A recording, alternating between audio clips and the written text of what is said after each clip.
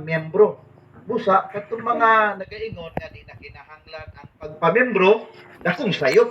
Kay letra por letra naaman sa Biblia nga kinahanglan di ayta mahiusa nganha sa lawas ni Kristo, sa lamang ang lawas ni Kristo sa paagi nga kita mahimong members diha sa body of Christ o lawas ni Kristo. Karon atong klarohon sa Biblia unsa nang giingon diha nga lawas ni Kristo.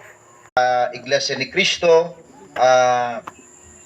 walay hunong mi, no? Sa pagpaguna sa among pagdumalang pangkatibukan sa iglesia, padayon ang among pagpakaylap sa pulong sa Dios. Ginadapit namo ang mga tao, no, mga silingan namo, mga kaperentihan, mga higala, ang among mga isig katawo nga mutambong sa ingon niini nga pagtuon sa mga pulong sa Dios o Bible study. Aron among maipahibalo, maitudlo nganha sa mga tao ang tinuod nga nahasulat sa balaang kasulatan. Sama sa atong gibuhat karon, igo lang